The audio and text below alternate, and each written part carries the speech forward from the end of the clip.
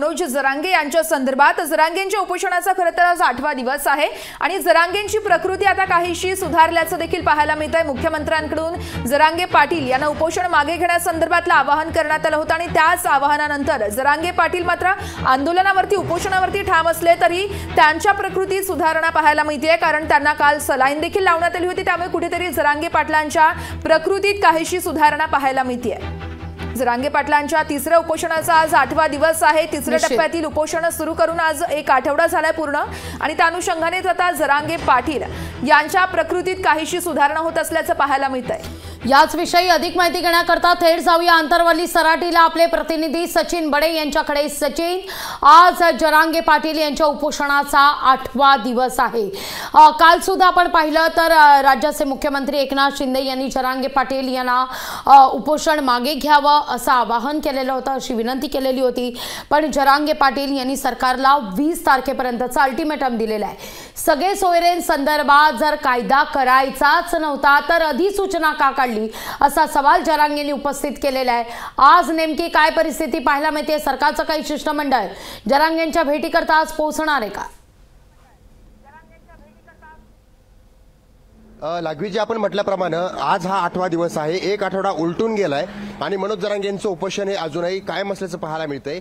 मनोज जरांगे यांची प्रकृती ही पूर्णपणे खालावलेली होती। त्यानंतर मनोज जरांगेंनी उपचार घ्यावा यासाठी विनंती करण्यात आलेली होती आणि या ठिकाणी न्यायालयाचे सुद्धा निर्देश होते की जरांगे पाटलांनी औषधोपचार जे आहे ते घ्यायला हवेत। आता ते औषधोपचार घ्यायला सुरुवात केलेली आहे, त्यामुळे मनोज जरांगे यांची प्रकृती जी आहे ती कुठेतरी आता सुधारल्याचं पाहायला मिळतंय। जी काही त्यांची अवस्था जी होती, जी काही त्यांची प्रकृती ही धोक्यामध्ये सापडलेली होती, ती आता धोक्याच्या बाहेर असल्याचं या ठिकाणी पाहायला मिळतंय। आणि त्यानंतर सरकारचं शिष्टमंडळ जर म्हटलं तर आतापर्यंत फक्त मंगेश चिवटे आलेले होते, त्यांनी भेट घेतली। त्यासोबतच जिल्हाधिकारी असतील ते आले होते, विभागीय आयुक्त आले होते, तहसीलदार जे आहेत ते येतात, भेटतात आणि निघून जातात। मात्र जरांगे पाटील म्हणतात की जे काही सर्व काही हातात आहे ते म्हणजे सरकारच्या काही प्रमुख लोकांच्या हातामध्ये आहे, ते आल्याशिवाय कुठल्याही हालचाली होऊ शकत नाहीयेत। हे लोक फक्त जुने कागद घेऊन येतात, आम्हाला दाखवतात आणि पुन्हा माघारी जातात, याचा कुठलाही परिणाम होत नाही किंवा फरक पडत नाहीये। मात्र जरांगे पाटलांनी 16 आणि 17 तारखेचा जो होता तो इशारा दिलेला आहे आणि आज जर पाहिलं तर 17 तारीख आहे। त्यामुळे जरांगे पाटलांची भूमिका जी आहे ती अजूनही ठाम असल्याचं पाहायला मिळतंय। उपोषण सुरू आहे, मागे हटायला ते तयार नाहीयेत आणि सरकारचं जे काही शिष्टमंडळ आहे ते फक्त चक्रा मारतंय असं ते स्वतः जरांगे पाटील म्हणतात। त्यामुळे या उपोषणाच्या माध्यमातून जो काही मागण्यांचा बडगा जो आहे तो उगारला गेलाय, तर विशेष म्हणजे या ठिकाणी कारवाई केली जाते का किंवा या संदर्भात कुठला मार्ग काढला जातो का हे पाहणं तेवढंच महत्त्वाचं आहे। मात्र जरांगे पाटलांच्या उपोषणाला आजचा 7 दिवस झालेत, आजचा 8वा दिवस आहे, मात्र ते हटत नाहीयेत आणि विशेष म्हणजे या ठिकाणी सरकारचं किती लक्ष आहे हे सुद्धा पाहणं तेवढंच महत्त्वाचं आहे। सचिन, दुसरा सुद्धा एक मुद्दा फार महत्त्वाचा आहे। एकीकडे जरांगे पाटील यांनी 20 तारखेपर्यंतचा अल्टिमेटम दिलेला असताना तिथं आता मराठा समाज आक्रमक झालेला आहे। मग ठिकठिकाणी जायपोळीच्या घटना घडतायत, कुठं ठिय्या आंदोलन केलं जात आहे, कुठे रास्ता रोको केला जातोय। या सगळ्यांना जरांगे पाटील अंतरवली सराटीतून काही आवाहन करणार आहेत का? कारण जरांगे पाटील म्हणतात 20 तारखेपर्यंत शांत राहायचंय, त्यानंतर मात्र आंदोलनाची पुढची रणनीती ही निश्चित केली जाईल। पण त्यापूर्वीच मात्र काही मराठा समाज काही ठिकाणी आक्रमक होताना दिसतोय। त्या अनुषंगाने जरांगे पाटील आज काही आवाहन करणार आहेत का? कारण हे आवाहन करणं महत्त्वाचं आहे। लागवीजी, सुरुवातीला मनोज जरांगे पाटील म्हणाले होते उपोषण सुरू आहे, आंदोलन करत असताना किंवा कुठलीही निदर्शनं करत असताना शांततेनं करावेत, कुठं दाग लागेल, कुठं धब्बा लागेल अशा प्रकारची कृत्य करू नयेत। मात्र काल जेव्हा लोकशाही वर्धेच्या माध्यमातून आपण त्यांना प्रश्न विचारलेला होता तर त्यांनी सांगितलं की आम्ही आमच्या मागण्या ज्या होत्या त्या मांडलेल्या आहेत, मात्र शासन त्याकडे लक्ष देत नाहीये, फक्त ते एवढंच बोलले आणि समाज संतप्त झालाय, त्यावर त्यांनी प्रतिक्रिया दिली। मात्र या प्रतिक्रियेतून खूप मोठा अर्थ निर्माण होतो, म्हणजे ते असं बोललेले सुद्धा नाहीयेत की जे काही घडतंय, जे घडत असताना समाजाला त्यांनी आवाहन जे होतं ते सुरुवातीला केलं होतं, मात्र त्यानंतर ते काही बोलायला तयार नाहीयेत।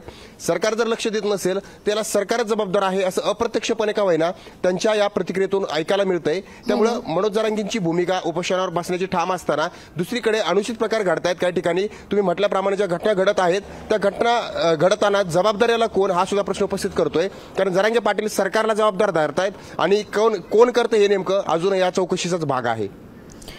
अगदी एकीकडे या सगळ्या घडामोडी घडत असताना सचिन तिथं आयोगाचा अहवाल सुद्धा समोर आलेला आहे। या अहवालामध्ये मराठा समाजाला 10% आरक्षण मिळण्याची शक्यता वर्तवली जाते। त्या अनुषंगाने काही शिफारसी सुद्धा करण्यात आल्याचं कळतंय। त्यावर सुद्धा मनोज जरांगे पाटील यांची भूमिका फार महत्त्वाची आहे, कारण काल जरांगे पाटील यांचं विधान होतं, या सगळ्या मराठ्यांच्या लढ्यामुळेच हा अहवाल समोर आलेला आहे। त्यामुळे मराठ्यांच्या लढ्याचं फलित म्हणजे हा आयोगाचा अहवाल आहे।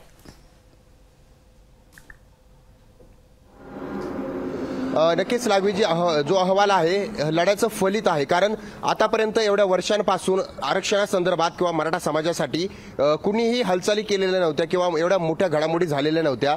मनोज जरांगे यांच्या उपोषणानंतर मग ते सर्वेक्षण असेल, त्यानंतर कुणबी प्रमाणपत्रांचा शोध असेल, नोंदींचा शोध असेल, हा केले गेलेला आहे। त्यामुळे या उपोषणाचा फायदा जो आहे तो कुठेतरी समाजाला झाल्याचं स्वतः मनोज जरांगे पाटील बोलतायत। अगदी अगदी सचिन, धन्यवाद तुर्तास तुम्ही दिलेल्या एकूणच या सविस्तर माहिती करता। तुमच्याकडून या सगळ्या संदर्भात सातत्याने अपडेट घेत राहू।